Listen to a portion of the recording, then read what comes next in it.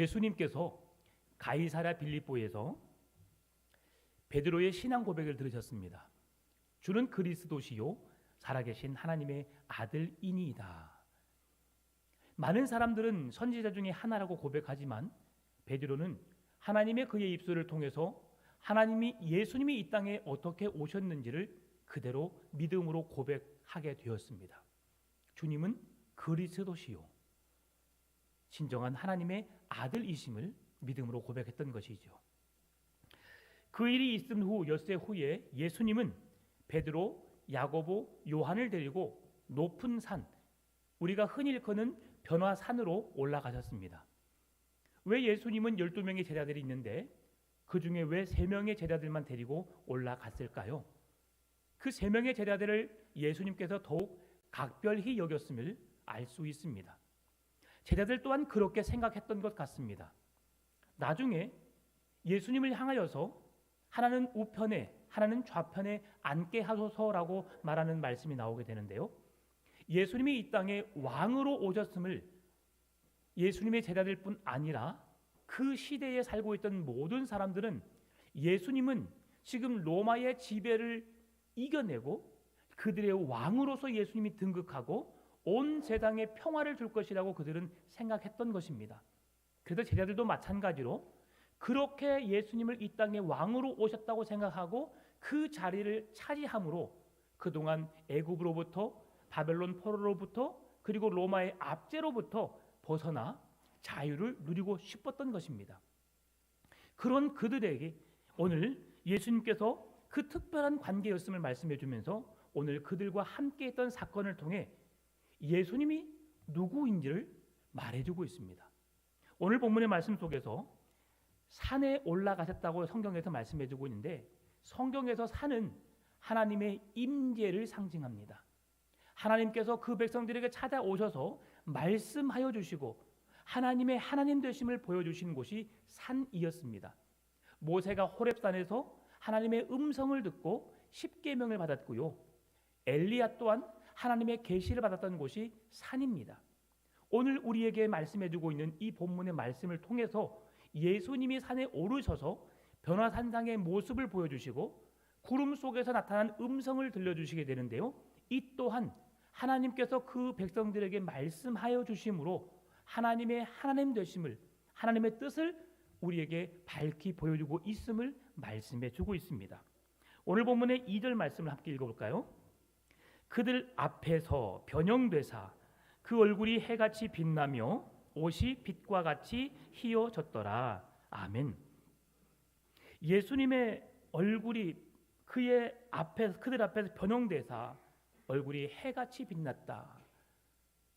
여러분 태양을 보신 적이 있으신가요? 눈으로 바라볼 수 없을 만큼의 빛은 강합니다. 형광등 빛만 보더라도 LED 등이기 때문에 우리가 눈으로 보지만 형광등은 잘 바라볼 수 없습니다. 그런데 그것과 비교할 수 없을 만큼의 빛이 나타났음을 성경은 말씀해 주고 있는데요. 밝은 빛을 갑자기 보게 되면 시력을 잃을 수도 있습니다. 그 정도로 밝은 빛이죠. 그러나 그들이 바라볼 수 있을 정도의 빛이 나타났던 것 같습니다. 그런데 이 예수님의 변화산 상의 모습은 출애굽기 34장 29절의 말씀과 유사함을 볼 수 있는데요. 모세가 그 증거의 두 판을 모세의 손에 들고 시내산에서 내려오니 그 산에서 내려올 때에 모세는 자기가 여호와와 말씀하였으므로 말미암아 얼굴 피부에 광채가 나나 깨닫지 못하였더라. 아멘. 한때는 주의 말씀을 듣는 자에게 얼굴에 광채가 난다라고 하는 것을 많이 이야기하곤 했었습니다. 여러분 혹시 그런 경험 있으신가요? 말씀을 전하고 있는 목사님의 얼굴이 환하게 보였을 때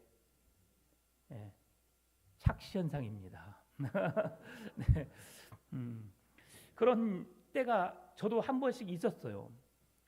말씀의 은혜가 되니까 그 불그릇스러움하게 생긴 목사님의 얼굴이 환하게 빛나더니 우리가 성구를 통해 봤던 것처럼 얼굴 주위로 이렇게 모양이 하얗게 달처럼 그렇게 비추는 듯한 느낌을 저도 받은 적이 있습니다. 근데 그것은 그런 느낌이고요. 오늘 본문의 말씀 속에서 모세 또한 얼굴에 광채가 났다라고 말합니다.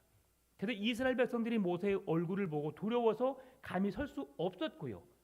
오늘 말씀 속에서 예수님은 모세의 얼굴빛이 빛난 광채뿐만이 아니라 그 얼굴은 해같이 빛났고 그의 옷은 더욱 빛이 났다라고 성경은 말씀해 주고 있습니다. 왜 예수님의 모습은 그 얼굴의 광채뿐만이 아니라 옷에까지 그 빛이 나게 하셨을까요?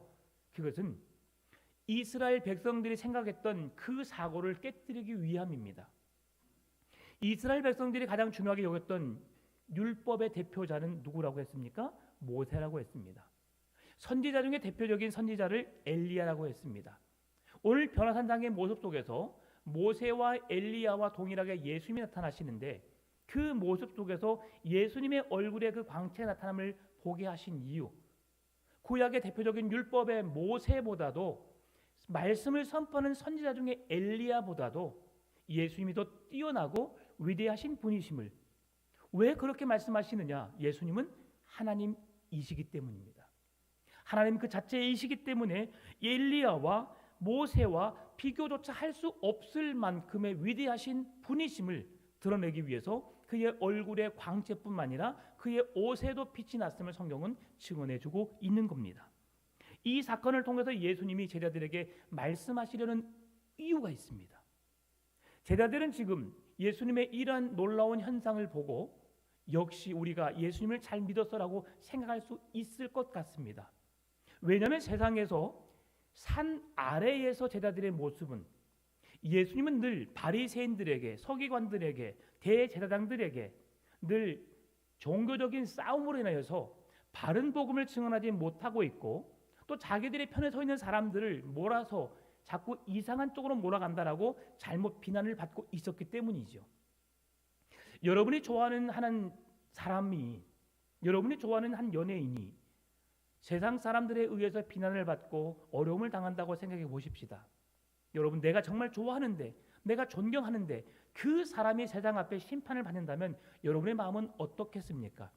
여러분의 마음도 동일한 마음을 가질 것이라고 생각합니다.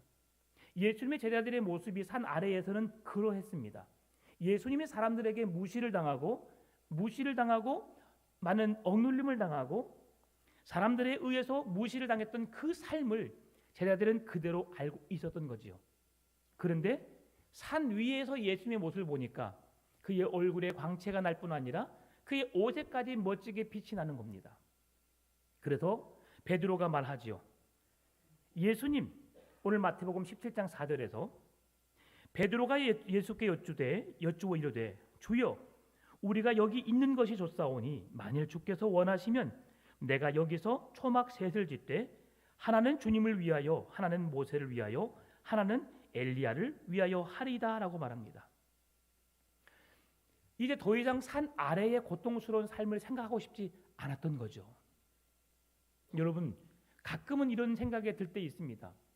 우리의 가정의 형편과 처지를 잊고 어디론가 떠나서 여행할 때 아니면 내가 잠깐 쉼을 누리고 있었을 때에 그때의 행복이 지금의 행복이 앞으로도 계속 지속되었으면 좋겠다라고 생각할 때가 있습니다. 그런데 현실을 마주하게 되면 쉽지 않죠. 그럼에도 우리는 그 현실을 열심히 살아가는 것을 보게 되는데 예수님이 이 모습을 보여주신 이유가 있습니다. 제자들이 왜 이 땅에 오신 예수님이 사람들에게 무시를 당하고 왜 계속 핍박을 당하고 어려움을 당하셔야만 할까? 내가 이 예수님을 끝까지 믿고 따라야 할까?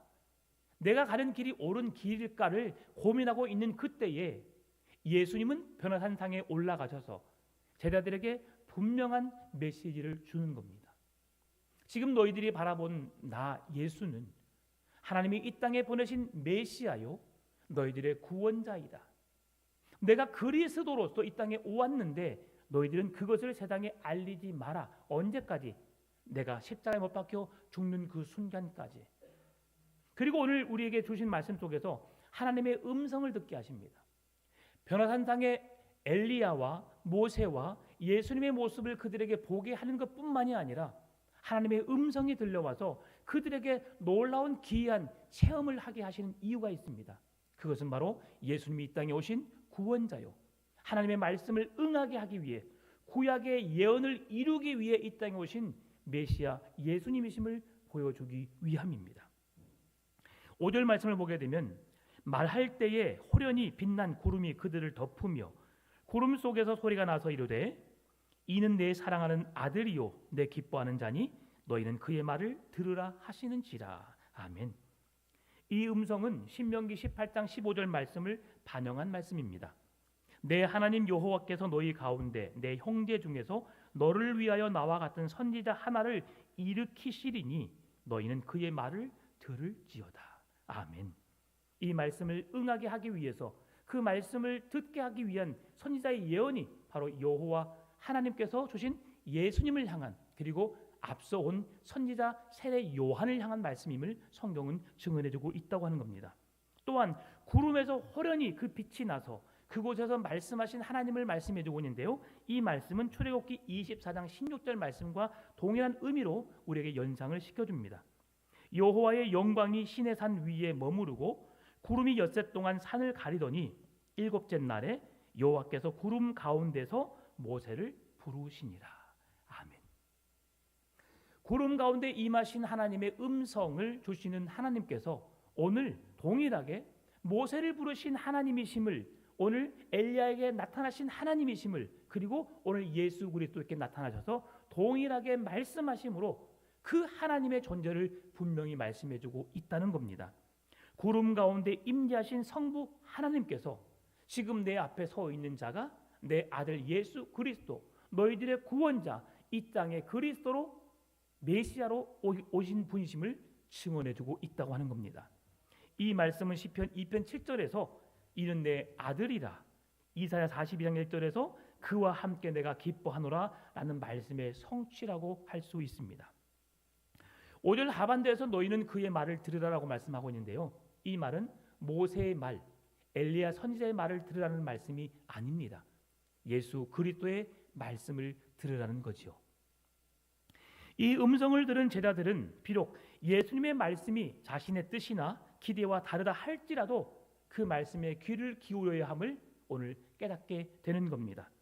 하나님의 음성을 들은 제자들은 크게 두려워서 엎드려 땅에 엎드렸습니다. 고개를 푹 쳐박고 그대로 두려워함으로 고개를 들지 못했습니다. 그때 오늘 본문의 말씀 제목이죠. 일어나라, 두려워하지 말라. 예수님은 제자들에게 찾아가셔서 그들을 손에 대심으로 일어나라, 그리고 두려워하지 말라고 말씀하십니다. 오늘 그러면서 그 앞에 그들의 눈을 들어 바라보게 한 자가 누구인가? 바로 예수 외에는 아무도 보이지 않다고 말씀하신 우리에게 말씀을 주시는데요, 그들이 바라봐야 할, 그들이 살아가야 할 이유가 무엇인지 예수님을 바라보고 우리의 구원자이신 예수 그리스도를 향해 그들이 달려가야 함을 오늘 보여준 것입니다. 이 말씀에 대해서는 마지막 마무리하면서 더 자세하게 말씀드리도록 하겠습니다. 우리가 함께 지금 성경을 늘 말씀을 보고 있는데요, 구약 성경은 이 땅에 오실 예수 그리스도를 소개한 성경입니다. 그리고 신약 성경은 이 땅에 오신 예수 그리스도와 다시 오실 예수 그리스도를 우리에게 말씀해주고 있는데요, 이 모든 것이, 신구약 성경의 모든 것이 예수님을 위해서, 예수님 때문에 존재하고 있음을 우리에게 말씀해 줍니다.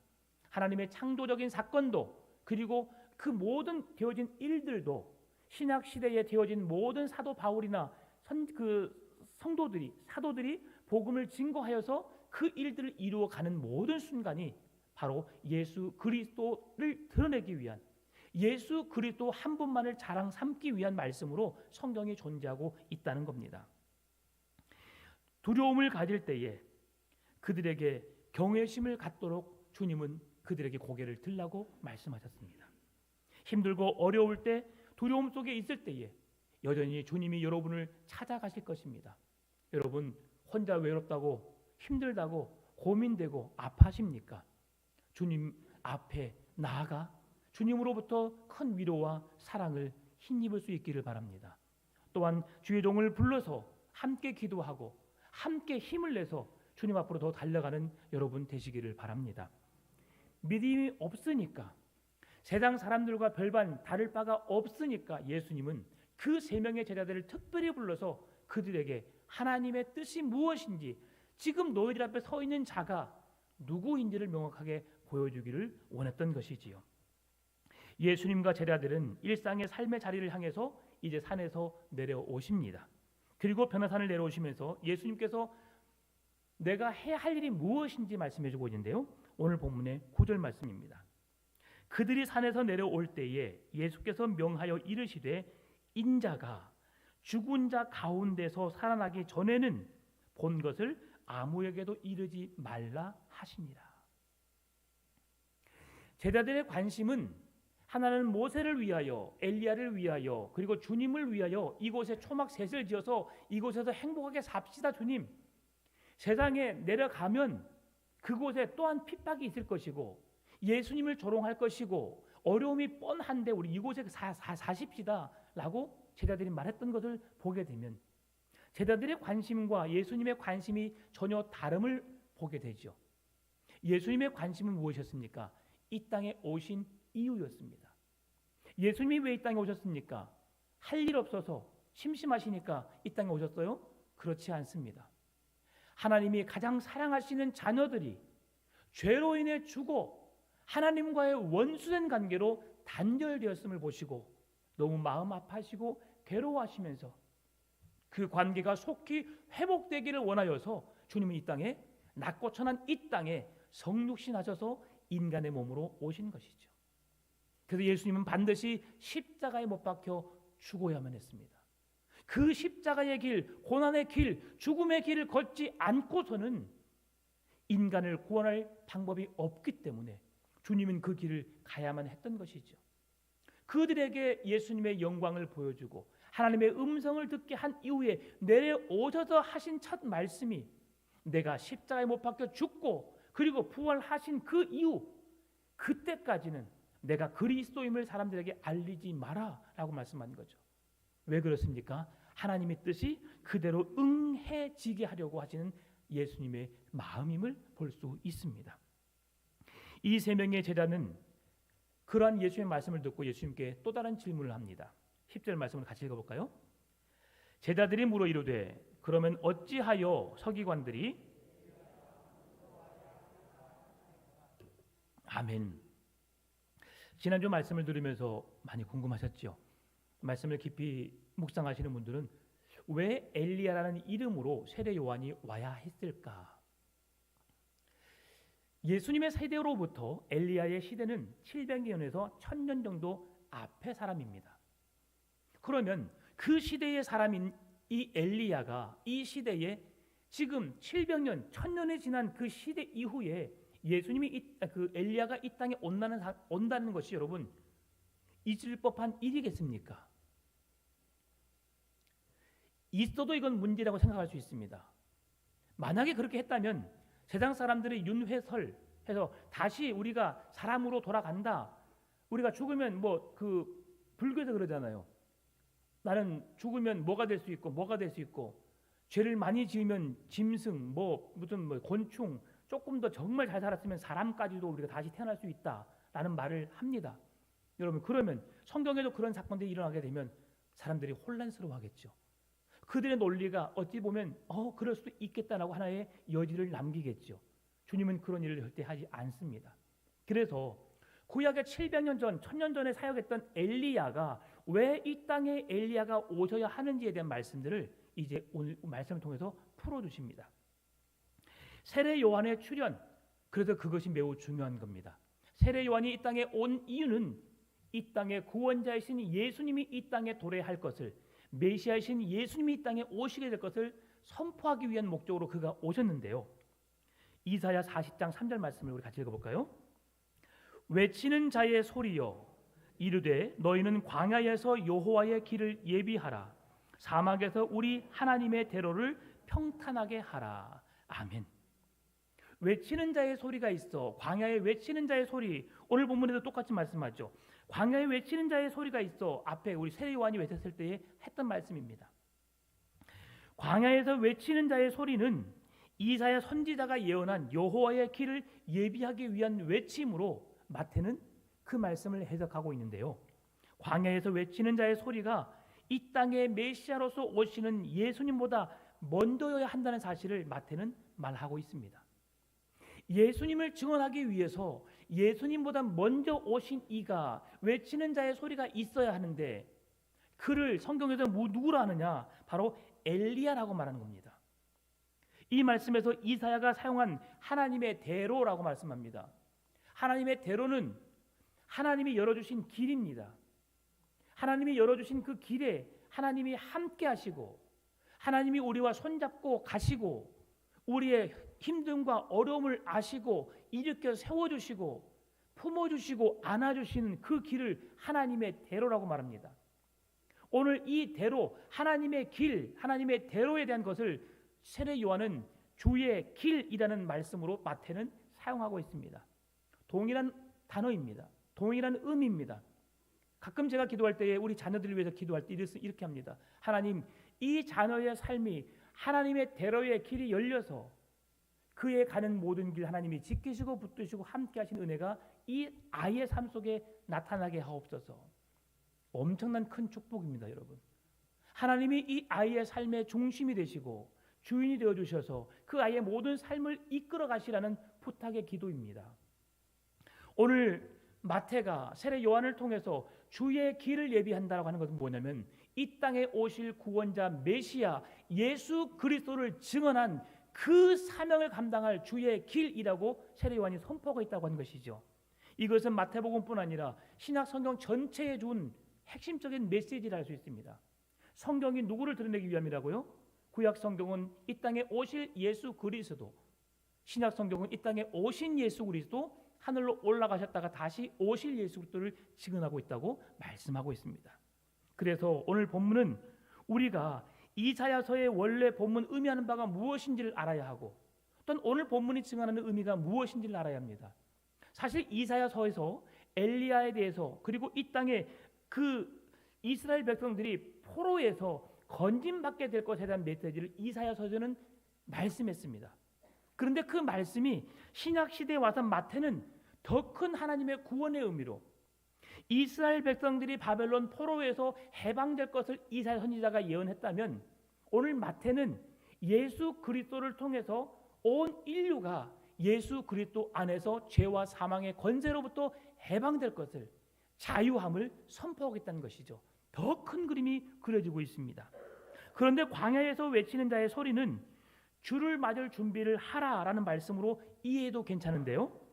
메시아가 도래하기 전 주의 날이 도래하기 앞서서 말라기 4장 5절 말씀을 응하게 하시려고 하시는 하나님의 메시지가 있습니다. 그 말씀은 보라 여호와의 크고 두려운 날이 이르기 전에 내가 선지자 엘리야를 너희에게 보내리니. 아멘. 지금 이 말씀 때문에 신약의 선지자들이 신약의 수많은 백성들이 오늘 본문의 말씀에서 한 것처럼 10절에서 제자들이 물어 이르되 그러면 어찌하여 서기관들이 엘리야가 먼저 와야 하리까? 라는 마음을 품을 수밖에 없는 말씀이 말라기 4장 5절 말씀이라는 거죠. 그런데 이에 대해서 400년 동안의 침묵기를 깨고 그 엘리야가 먼저 와야 한다는 사건에 대한 그 말씀을 응하게 하시기 위해서 오늘 우리에게 말씀하시는데요. 마태복음 3장 4절의 말씀이 그 답을 풀어줍니다. 이 요한은 낙대 털 옷을 입고 허리에 가죽띠를 띠고 음식은 메뚜기와 석정이었더라. 아멘. 이 말씀이 어떻게 엘리야를 이해할 수 있는 그런 말씀이 될 수 있을까요? 그러면 왜 엘리야가 어떤 사람인지 어떤 모습으로 엘리야가 사역을 했는지를 우리가 봐야 되겠죠. 여러분 한번 볼까요? 엘리야 열왕기 1장 8절 말씀을 같이 읽겠습니다. 그들이 그에게 대답하되 그는 털이 많은 사람인데 허리에 가죽띠를 띄었더이다 하니 왕이 이르되 그는 디셉 사람 엘리야로다. 아멘. 엘리야가 어떤 사람인지를 말해주고 있습니다. 엘리야에 대해서 여러분 지금 엘리야는 털이 많다 그리고 허리에 가죽띠를 띄었다라는 상징을 그에게 말해주고 있죠. 보여주고 있죠. 그런데 오늘 신약 성경을 보게 되면 세례 요한 외에 다른 그 어떤 누구도 그에 대한 상징적인 모습들을 이야기해 주지 않습니다. 우리의 구원자이신 예수님도 초라한 말구 마구간에서 태어난 것만 이야기할 뿐이지 그는 어떤 옷을 입었고 어떻게 단장했고 어떻게 한다는 말을 해주지 않아요. 왜 그게 중요하냐? 지금 구약의 성경의 예언을 이루기 위해서 예수님보다 예수님이 예수님이란 사실을 증명해내기 위해서는 그보다 먼저 앞서 주의 길을 예비할 자 회개하라 천국이 가까웠느니라 그 말씀 그리스도가 그리스도로서 사명을 감당하게끔 만들 수 있는 그 앞에 선포자가 반드시 있어야 하는데 그 선포자가 누구라고 했습니까? 말라기 4장 5절에서 엘리야라고 했습니다. 그러면 엘리야가 그 말씀을 선포해야 되잖아요. 그럼 구약의 엘리야가 온다는 것은 불가능한 일이고 그러면 그 불가능한 일을 이루기 위해서 하나님이 마지막 선지자를 보내셨는데 그가 누구인지 엘리야가 그 털이 많은 사람 그런데 세례 요한을 봤더니 세례 요한 털이 많지 않아요. 그러면 그가 엘리야가 아니잖아요. 그래서 그를 보여주는 엘리야와 같은 자라는 것을 보여주기 위해서 무엇을 말씀하느냐 그가 약대 털 옷을 입어서 엘리야와 같이 털 많은 자라는 것을 우리에게 보여주고 있다는 겁니다. 그리고 그가 허리띠를 띠므로 인해서 그가 엘리야와 같은 상징적인 그 허리띠를 띠므로 엘리야와 같은 일을 우리에게 말씀으로 보여주고 있다는 거죠. 여러분 그래서 세례 요한은 엘리야의 사명을 가지고 있음을 오늘 성경에서 분명히 말씀해 주는 겁니다. 특별히 마태복음 11장 7절 10절 말씀 보면 그들이 떠나매 예수께서 무리에게 요한에 대하여 말씀하시되 너희가 무엇을 보려고 광야에 나갔더냐 바람에 흔들리는 갈대냐 그러면 너희가 무엇을 보려고 나갔더냐 부드러운 옷 입은 사람이냐 부드러운 옷을 입은 사람들은 왕궁에 있느니라 그러면 너희가 어찌하여 나갔더냐 선지자를 보기 위함이었더냐 옳다 내가 너희에게 이르노니 선지자보다 더 나은 자니라 기록된 바 보라 내가 내 사자를 내 앞에 보내노니 그가 내 길을 내 앞에 준비하리라 하신 것이 이 사람에 대한 말씀이니라. 아멘. 구약의 말씀이 단추가 끼어지지요. 그렇게 말씀하신 바가 누구라? 약대털 옷을 입고 허리에 가죽띠를 띠고 광야에서 외치는 자의 소리 주의 길을 예비하는 그가 바로 구약에서 말라기 4장 5절에서 엘리야라고 하는 그 인물이 세례 요한임을 예수님이 증언해주고 있다고 하는 것이죠. 이것이 사실이 아니라면 그 뒤에 오신 예수 그리스도도 진짜가 아니라는 것이 드러나기 때문에 예수님은 또한 성경을 기록자들은 하나님은 이 사실을 명확하게 성도들에게 그 시대 사람들에게 알게 해야 한다는 것이죠. 6개월 먼저 오신 세례 요한이 증명되지 않으면 그 뒤에 오실 예수 그리스도의 구원자라는 사실이 그들에게 증명되지 않는 일이기에 이건 매우 중요한 일이었습니다. 그래서 세례 요한이 엘리야로 이 땅에 오셨다는 사실을 예수님 스스로도 증언해주고 있고 또한 성경이 그렇게 증언해주면서 세례 요한이 엘리야를 대신한 사람임을 성경이 말씀해주고 있다는 겁니다. 요한의 뒤를 이어 오실 분, 그 날을 주의 날을 성취하러 오실 분 그분이 메시아 예수님이심을 성경은 말씀해주고 있는데요. 그 말씀이 말라기 3장 1절 2절 3절 말씀입니다. 만군의 여호와가 이르노라 보라 내가 내 사자를 보내리니 그가 내 앞에서 길을 준비할 것이요 또 너희가 구하는 바 주가 갑자기 그의 성전에 임하시리니 곧 너희가 사모하는 바 언약의 사자가 임하실 것이라 그가 임하실 날을 누가 능히 당하며 그가 나타나는 때에 누가 능히 서리요 그는 금을 연단하는 자의 불과 표백하는 자의 재물과 같을 것이라 그가 은을 연단하여 깨끗하게 하는 자 같이 앉아서 레위 자손을 깨끗하게 하되 금, 은 같이 그들을 연단하리니 그들이 공의로운 재물을 나 여호와께 바칠 것이라. 아멘. 이 말씀을 통해서도 세례 요한이 만왕의 왕이신 여호와의 길을 예배하러 온 자임을 명확하게 말씀해 주고 있습니다. 그러므로 세례 요한이 회개하라 천국이 가까이 왔다라고 하는 말씀은 여호와 하나님이 이 땅에 임하였다라는 말씀으로 이해해도 전혀 손색이 없다는 거죠. 그래서 세례 요한의 선포가 있은 후에 메시아의 도래가 이 땅에 임하게 된 것인데요. 마태복음 3장 1절에서 그 소식을 우리가 또 전합니다. 그때에 세례 요한이 이르러 유대의 광야에서 전파하여 말하되라고 말한 거죠. 근데 이 단어가 좀 잘못 해석되어 있습니다. 전파라는 말보다 그때에 세례 요한이 이르러 유대 광야에서 선포하여 말하되라고 말한다면 더 보다 명확한 해석이라 할 수 있습니다. 왜냐하면요, 전파라고 하는 것은 여러분 사람의 사람으로 인하여서 소문을 내고 알리고 퍼뜨리는 것이 전파된다고 말합니다. 그러면 전파되기 위해서는 지금 세례 요한은 이 소식을 어디서 전하고 있어요? 광야에서 소식을 전하고 있습니다. 예수의 말씀을 전하고 있는데 전파한다면 어디로 가야 되겠습니까? 시내로 가야 되겠죠. 무등산 우리 중턱에 가서 거기서 회개하라, 주의 길을 예비하라, 내 뒤에 오실 이가 구원자 예수 메시아니라 라고 선포하는 것보다 그 소문의 소문을 통해서 수많은 사람을 알게 하기 위해서 전파한다면 어디로 가야 되겠습니까? 광주 충장로로 가야 되겠죠. 거기는 한 시간에 수십 명, 수백 명, 수천 명을 만날 수 있으니까요. 그러겠죠. 그런데 여기에서 우리가 주는 의미가 있습니다. 선포라고 여기서 메시지가 주어질 때에 하나님 나라의 말씀을 우리가 들고 전파하는 것이 아니라 사람들이 들어주길 원하고 들어주어서 그들이 믿어주길 원하는 말씀으로 우리가 그 말씀을 전파할 것이 아니라 하나님의 말씀은 선포되어야 함을 우리에게 말씀해 주고 있는 겁니다. 여러분, 사람이 내가 복음을 전했는데 듣지 않아요, 예수님 믿지 않아요, 여러분 고민할 필요가 없습니다. 오늘 복음의 성격은 전파의 개념이 아니라 선포의 개념이기 때문입니다. 오늘 주의 종들이 목사들이 하나님의 말씀을 증거하잖아요. 이것 또한 전파가 아닙니다. 하나님의 말씀을 선포하는 겁니다.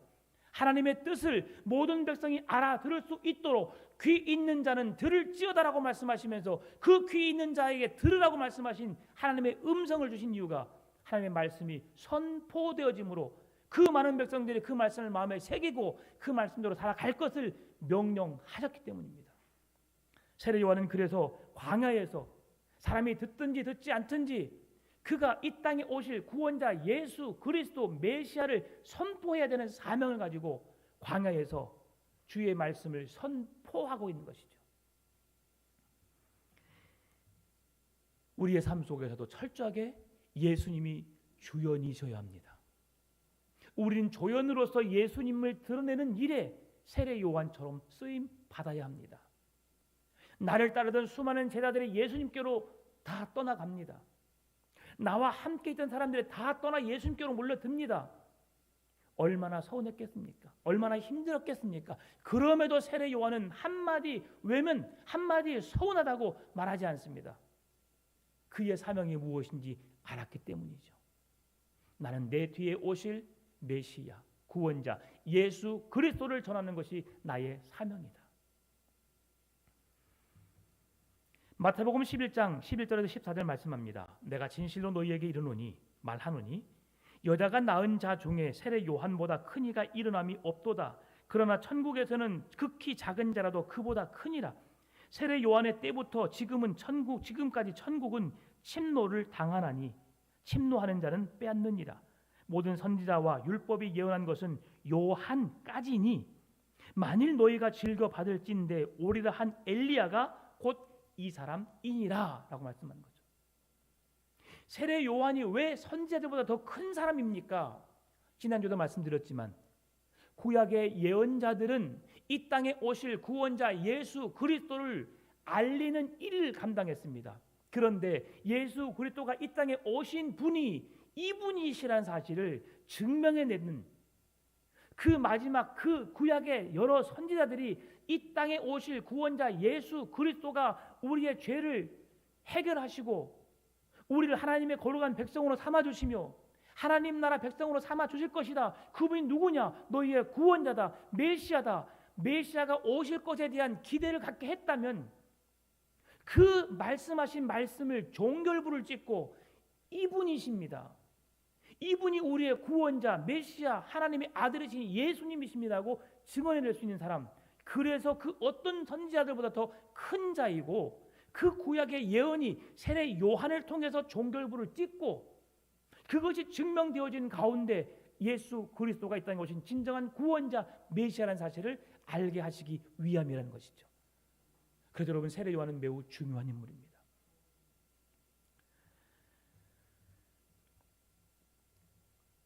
주님은 세례 요한에 대해서 다시 한번 우리에게 인지시켜 줍니다. 오늘 본문에서 말씀해 주죠. 12절 13절입니다. 내가 너희에게 말하노니 엘리야가 이미 왔으되 사람들이 알지 못하고 임의로 대우하였도다. 인자도 이와 같이 그들에게 고난을 받으리라 하시니 그제서야 제자들이 예수께서 말씀하신 것이 세례 요한인 줄을 깨달으니라. 이제 드디어 엘리야의 왜 세례 요한으로 와야 했는지를 그들의 마음속에 문제가 풀린 거죠. 세례 요한이 엘리야와 같은 선지자였고 그가 고난을 받았으며 주님 역시 그 고난의 길을 걸어야만 하는, 그래도 그 십자가의 길을 걸어가야 하는 것을 우리에게 말씀해 줍니다. 사랑하는 성도 여러분, 오늘 우리에게 주님이 찾아오십니다. 그리고 오늘 우리의 모든 삶 속에 함께 하고 계십니다. 그런데 우리는 그 주님을 느끼지 못하고 있죠. 제자들도 예수님과 함께 있었을 때에, 산 아래 있었을 때는 그 은혜를 누리지 못했습니다. 특별하게 이적과 기사를 행하심으로 능력이 있으신 그분을 따라가면 우리에게 뭔가 좋은 일이 있겠지라고 생각했는데 수많은 사람들이 그를 조롱하고 핍박하고 어려움을 주고 시험을 주니까 제자들도 고민 속에 있었던 것 같습니다. 그런데 그렇게 모세와 엘리야와 예수님을 보는 그 앞에서 하나님의 음성이 들려오자 두려움에 떨고 있는 그들에게 예수님이 그들에게 다가서서 말씀하셨습니다. 일어나라, 두려워하지 말라. 왜 그렇습니까? 그들이 어떻게 살아가야 할지, 그들의 삶에 무엇을 바라보고 살아가야 할지를 분명히 보여주시기 위함이었기 때문이죠. 그들이 얼굴을 들었을 때에 누구만 보였습니까? 예수님 외에는 아무것도 보이지 아니하더라. 오늘 우리가 바라봐야 할 대상이 누구인지를 분명하게 예수님은 말씀해 주고 있습니다. 예수님을 바라보십시다. 예수님이 이 땅에 오셔서 우리를 위해 사랑하시고 헌신하시고 희생하시고 가난한 자와 고아와 과부를 돌아보면서 그들을 품으시고 그들을 자녀 삼아주시며 그들에게 생명의 복음을 전하셔서 천국이 이들과 같은 자들의 것이라. 누구든지 주의 이름을 부르는 자들에게는 이제 구원의 은혜를 주셨던 그 예수님을 바라보시면서 세상의 그 어떤 것에 소망을 품기보다 우리를 찾아오셔서 우리에게 구원의 길을 열어놓으신 예수님을 바라보시고 예수님으로 인하여서 여러분의 모든 삶의 문제, 가정의 문제, 사람과의 관계 문제, 여러분 경제적인 문제까지 다 해결받는 주의 은혜로 살아가게 되는, 예수님을 바라보는 모든 문제가 해결되는 은혜가 있게 되기를 주의 이름으로 축원합니다. 참 좋으신 아버지 하나님 감사합니다. 내 힘으로는 아무것도 할 수 없습니다. 그래서 우리에게 주님을 바라보게 하여 주시니 감사합니다.